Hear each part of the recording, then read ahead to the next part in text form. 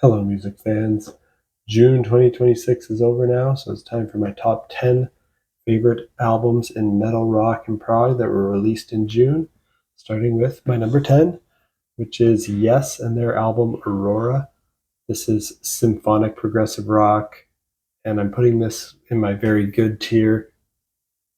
Check out the title track, it's a great track. Turnaround Situations is another great one, and also the long epic called Counter Movement that's almost 14 minutes long is another great one. This is the 24th album by Yes. They're from the UK. And this album is very similar in style to Mirror in the Sky and The Quest, their last two albums. The epic Counter Movement has great guitar parts, it has groovy rhythms. Instrumentally, it's my favorite track on the album, but it does have Steve Howe singing on it, however, which is not ideal, but he also wasn't too bad, and it does kind of bring some variety in the vocal department. So there are pros and cons to hearing his vocals on here. As of right now, I do like Mirror to the Sky better than Aurora as an album, but I think this is slightly better than The Quest, but in a similar ballpark, so that's why I give it my very good tier rating. The other albums I'm going to talk about in this video have my excellent tier rating, and there's a few near masterpiece tiers as well. I'm not a fan of how Yes just calls the last two tracks bonus tracks. I feel like either they should be part of the album or not. I do think they add some nice variety to it, so I would have just counted them as actual album tracks. And that's my thoughts on Aurora by Yes. If you're a longtime Yes fan, if you don't like any of the stuff with John Davison on vocals, you probably won't like this. This won't change your mind. But if you have been liking it, then you'll probably like this as well. At number 9, I have Android Superstation with their album Continuum. This is progressive art rock, alternative rock, ambient. A lot of things going on here genre-wise. It's hard to describe. There's experimental aspects, pop, punk, and emo, and I hear like classical and hard rock influences. I'm putting this in my excellent tier. And this is another album that has a song called Aurora, like Yes, that I was just talking about. And that's probably my current favorite track on here by Android Superstation is called Aurora. And this is their second album. Android Superstation is an American band, and it's all clean vocals here. They have a bit of an emo, indie, alternative rock vibe to the vocals, sometimes even punk or pop punk vibe to them. But they do great vocal harmonies too. They have this cosmic and spacey vibe to their music, and they use keyboards and synthesizers in a cool way, sometimes sounding pop leaning and other times sounding classical and cinematic. If you're a fan of the Deer Hunter and Muse, I think you'll like this, as well as fans of pop punk bands like Pup or Blink 182. It kind of sounds like you take that energy and catchiness and poppiness of pop punk bands like Pup and Blink 182 and mix it with the cinematic grandiosity and over the topness and adventurousness of the Deer Hunter and Muse. So it's kind of a mix of that. My favorite tracks on here are Chairman, Archetype, and Aurora. And I really think this band, Android Superstation, deserves to be a lot more popular. When I checked recently, they only had 174 monthly listeners on Spotify, so let's get them some more attention. This is an excellent tier album, Continuum by Android Superstation at number 9. At number 8, I've got Genghis Tron with their album Signal Fire. This one's experimental, progressive, industrial metal. Got electronic, mathcore, post-hardcore, grindcore, math rock, post-metal, avant-garde metal, and space rock influences in there. I'm also putting this on my excellent tier. Check out the track Future Worship as a preview here.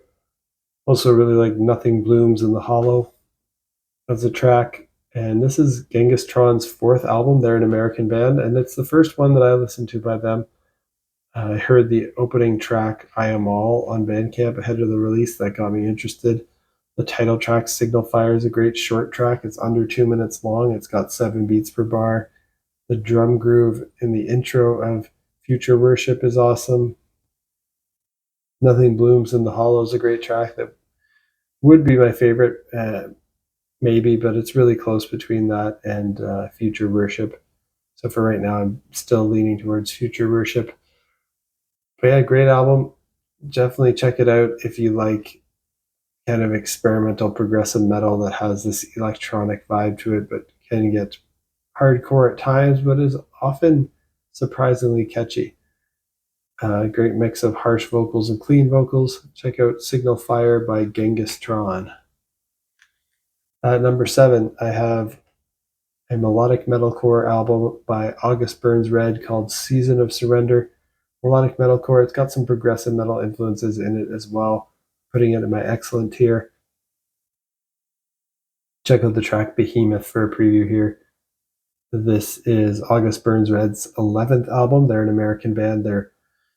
They put out pretty solid metalcore, and this is a really solid metalcore album from a band that's just been consistently solid in that genre.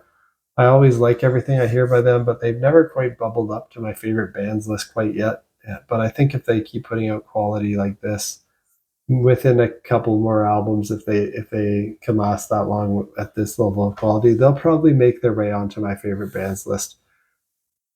Check out Season of Surrender by August Burns Red if you like metalcore stuff like Kill Switch Engage, As I Lay Dying, All That Remains, Treyu, like kind of the classic albums by those bands. This band is like that. They don't have as many ups and downs. They're kind of consistently, I feel like they don't have as high highs as those other bands that I mentioned, but they don't have the lows and dips in quality that those other bands sometimes have. So they're kind of like just consistently excellent, never kind of making any masterpieces or near masterpieces for me, but this consistent, excellent metalcore band, August Burns Red with Season of Surrender. At number 6, I've got Slift with their album Fantasia. This is heavy psychedelic rock with stoner doom metal, progressive rock, post-metal, post-hardcore, progressive metal, ambient, and space rock influences. Also in my excellent tier. Check out the track Corrupted Sky for a preview here. This is Slift's 4th album. They're a French band, and I really love their last album as well. And I feel like this album rivals that. I think it's slightly better than their last album, but I definitely need more listens to decide for sure. Corrupted Sky is an awesome track. The guitar solo on that reminded me of Megadeth a bit, which was surprising. Kind of sounded like Tornado of Souls. I didn't expect this band to be a wild guitar solo band, but the guitar parts on this album were much more technical than what I recall from their last album. Much more interesting and impressive. If you're a fan of bands like Elder, Mastodon, and Intronaut, check out Fantasia by Slift. At number 5, I've got Converge with their album Hum of Hurt. This one's metalcore with mathcore, hardcore punk, post-hardcore, sludge metal, and post-metal influences. I'm putting this in my excellent tier. Check out the track Doom and Bloom for a preview. This is Converge's 12th album. They're an American band, and the guitar playing on this release just reminds me of the band Every Time I Die, which is a band I love, one of my favorite metalcore bands. In particular, I noticed that on the opening riff of Doom and Bloom, the vocals are really, really heavy. They're hardcore, they're aggressive pretty much the whole time. So avoid this album if you're not into that. If you are into that, this is one of the best bands in this style. It's another excellent album from them. They've released several excellent albums over their career. I love the powerful drumming on this album. I love the time signature changes. And this is actually the second new album that Converge put out this year. And I like it even better than their previous album that they put out this year, which is called Love Is Not Enough. So that sounds good to you. Check out Hum of Hurt by Converge, my number 5 of June. At number 4, I've got Muse and their album The Wow Signal. This one's alternative rock. It's got a lot of pop to it. It's got some prog rock. It's got art rock, electronic, hard rock, even some metal influences, I'd say, without quite kind of going full-blown metal. And I'm putting this in my excellent tier as well. Check out the track Cryogen as a preview here. This is Muse's 10th album. They're a massive band from the UK. And I like this better than their last three albums for sure: Will of the People, Simulation Theory, and Drones. I think this could be even better than The Resistance from 2009 as well. And even better than Showbiz from 1999 too. It's hard for it to touch the greatness of some of their amazing albums for me, like Origin of Symmetry, Black Holes and Revelations. Those are my favorites by them. And I also really like The Second Law, which is probably my third favorite Muse album, which I think is an underrated album. I don't think a lot of people have that in their top three Muse albums. But I'd say for me, this is in the same ballpark of quality as Absolution. It's an excellent tier album. I like how they managed to be heavy at times on here, bordering on metal riffing, but not quite crossing over into making it a full on metal song. I like how they managed to be very catchy and accessible in a way that can get them that mainstream radio appeal, but they keep their songwriting, performances, and productions really interesting, unique, and they have their signature sound that's immediately recognizable. They have solid vocal performances here from Matt Bellamy, catchy melodies, great guitar, bass, and keyboard riffing, really nice compositions. Love Cryogen. It reminds me of Plug-in Baby, which is one of my favorite Muse tracks. Awesome guitar riff and energy. I also think Night Shift Superstar is an awesome pop banger. So great job, Muse, on the new album. Hopefully this is a return to form, and I hope they can continue to rise up in quality on future releases and get back to their amazing levels of greatness that they had previously in their career. So check out the Wow Signal by Muse, especially if you used to love Muse and kind of fell out of love with them. I think this could get you back on track with them. At number three, I've got Exploring Birdsong and their album Every House We Built. This is progressive pop rock with alternative art rock and even some kind of djent influences with the rhythms and some almost metal sounding moments at times. And this one is the first near masterpiece that I'm mentioning in today's video. Put it in my near masterpiece tier. Check out the track 42 for a preview here. This is actually Exploring Birdsong's debut album. They're a band from the UK. They have amazing female vocals. They have these nice djenty bass sounds that sound a lot like there could be guitars in this band, but there's no guitars, only bass, keys, drums, and vocals. They have great drum grooves, great piano parts, great vocal melodies. The melodic parts of the music manage to make it accessible and catchy to normal music fans, but the sophistication of the chords, the syncopated grooves, and the beats make it really interesting for the intensely analytical music snobs out there like me. And I thought their 2023 EP, Dancing in the Face of Danger, was very good, but it was just a short teaser of what they're capable of. And I'm so happy to see Exploring Birdsong realize their potential shown on their EP, and they even exceeded my expectations with something this beautiful. Near masterpiece tier, one of the best debut albums of the year. If you're a fan of Bent Knee, OK Goodnight, and Kate Bush, or any artsy, adventurous, progressive artist with strong female vocals that sound like they have some music school training, but also just write wickedly catchy pop hooks, then this one's for you. Check out Every House We Built by Exploring Birdsong, my number 3 of June 2026. At number 2, I've got Alternatives or Artificial Silence with their album Hollow Drift.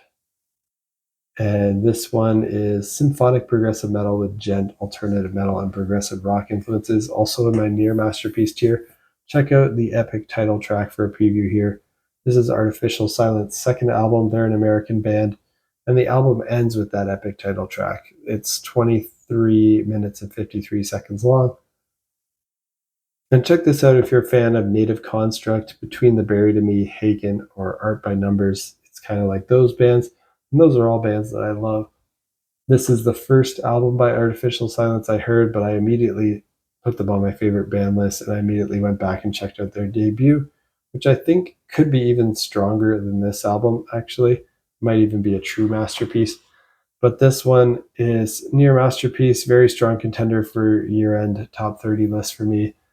And yeah, it's really great if you like progressive metal. This is a must-hear. Hollow Drift by Artificial Silence at number 2. And then my number 1 of the month is by OK Goodnight, and it's called Stop Go. This one's progressive metal slash rock, kind of right on the border between the two genres.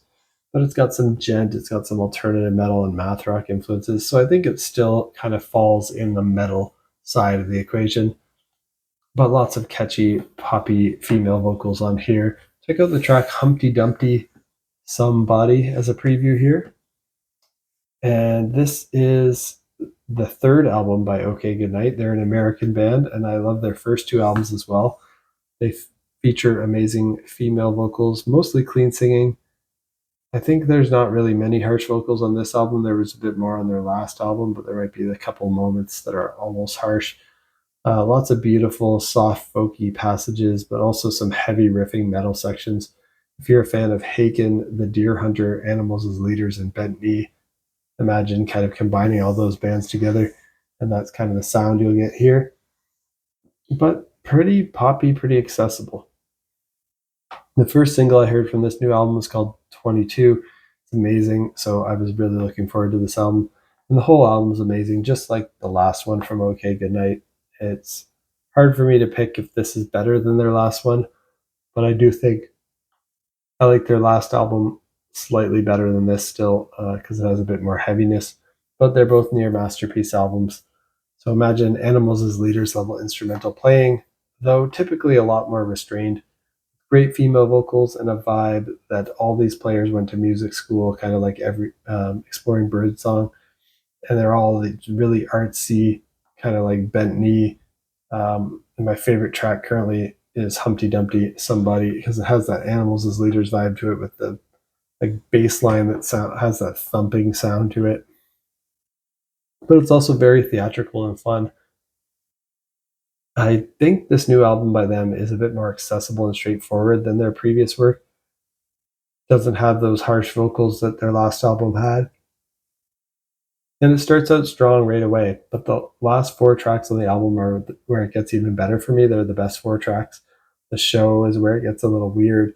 The intro has male and female quirky spoken word, but it's more like it's yelled vocals. The verses are weird theatrical spoken word yelling, possibly into a megaphone or something. And then the choruses are really nice and melodic. Now, if that all sounds good to you, check out Stop Go by OK Goodnight. And that's it for my top 10 albums of June 2026. What do you think of these albums? Let me know down in the comments. And what are your favorites that came out in June? Also let me know. And if you like metal, rock, and prog music, you're in the right place. Hit that like button, hit that subscribe button so you can stay in the loop on when I post new videos. Every week or so, I'm posting my first impressions of new music that comes out in my New Music Picks 2026 series.